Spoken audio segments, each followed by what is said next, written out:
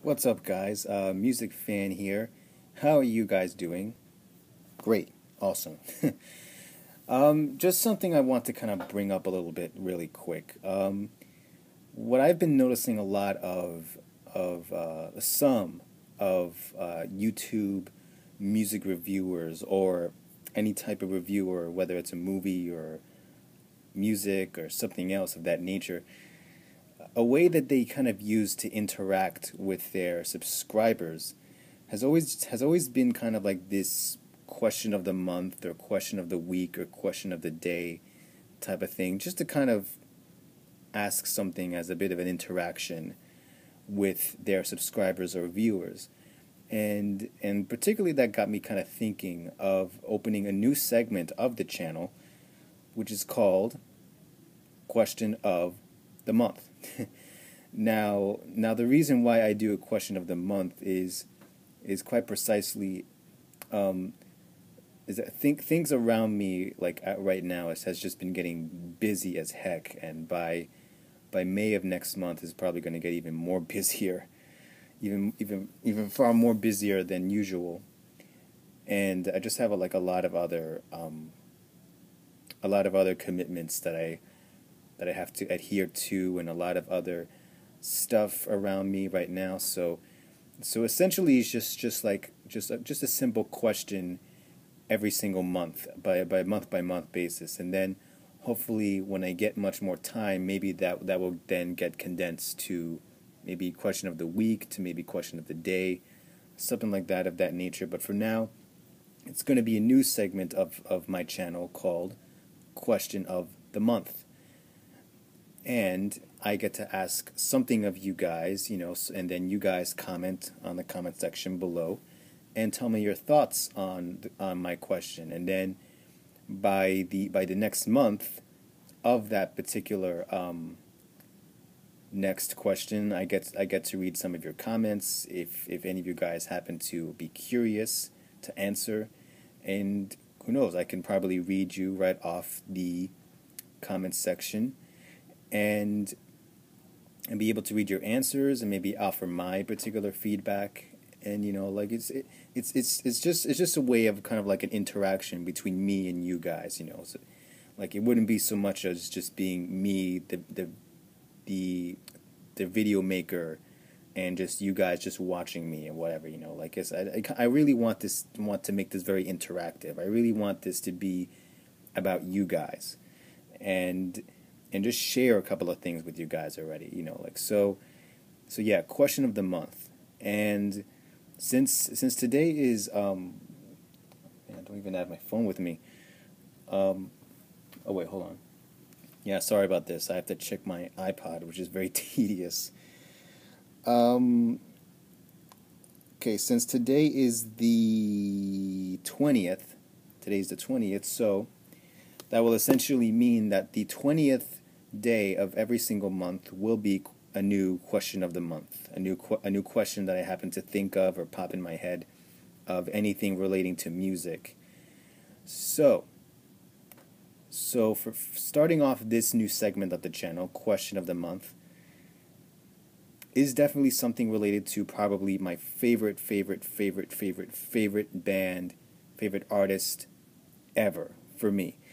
If you watched my My Chemical Romance video, you will happen to know that U2, Irish rock band U2, is my absolute favorite band, favorite artist ever for me. It's like they're top of my musical pyramid for me, and I could explain like a little bit why I like them, but that's not that could be saved to in a separate video.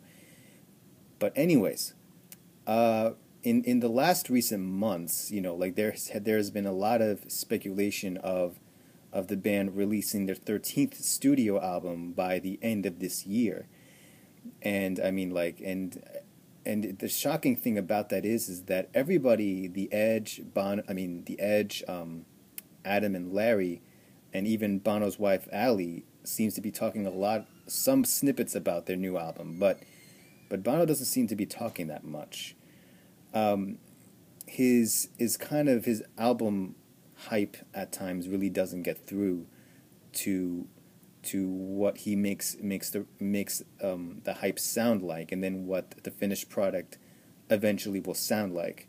Probably maybe the reason why they're kind of toning him down on the pre-album hype and whatever. But that's a discussion for another time.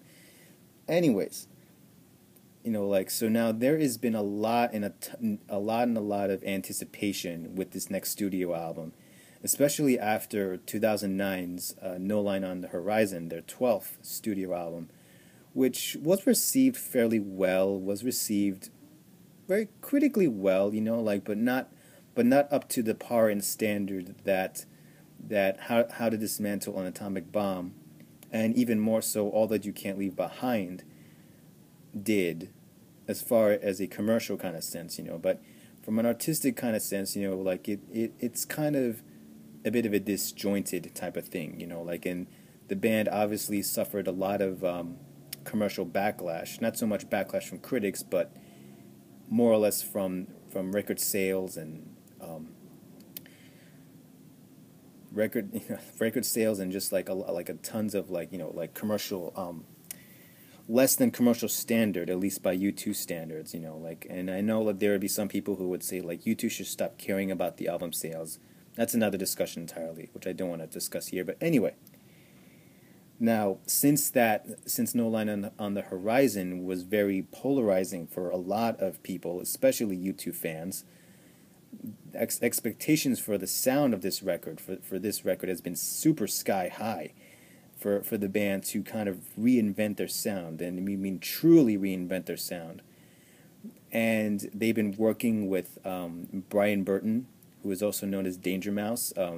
He produced a lot of the stuff from the Gorillaz with Damon Albarn, who was also of the band Blur. And I really apologize if I forget his partner's name. I mean his bandmate's name. They're not together, I don't believe. They're not active anymore. But anyway. And honestly, I'm not, apart from his work with the Gorillaz and also Gnarles Barkley with CeeLo Green, I'm not necessarily familiar with Brian Burton's work, but hearing his stuff with Gnarles Barkley and the Gorillaz really kind of gives me a really idea of U2's anthemic rock meets his kind of experimentation, his unsafe style of producing music, and you put those two together and you might get something very, very different.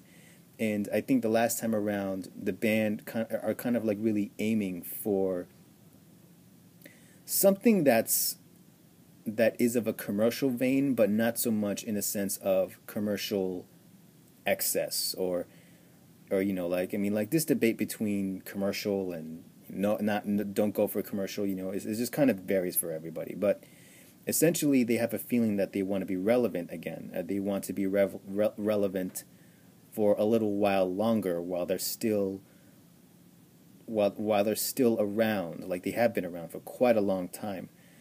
So the question essentially is, after my long explanation, is what are your expectations of U2's upcoming 13th studio album? What are you waiting to kind of hear from this new record? Are you waiting for them to kind of listen to a little bit more of the same, a little bit more of a familiar territory?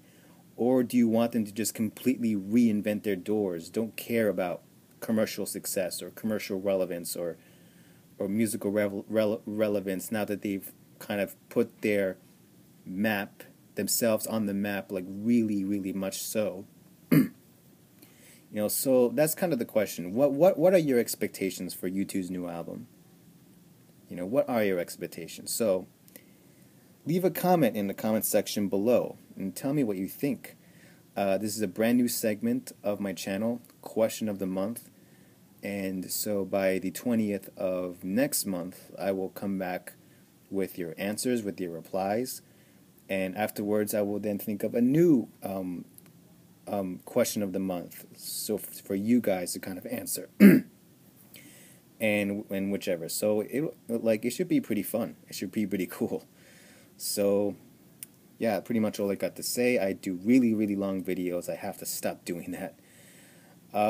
Anyway, Mr. Music Fan, question of the month. Hope you guys enjoy the new segment, and I'll see you guys later. Peace. Take care.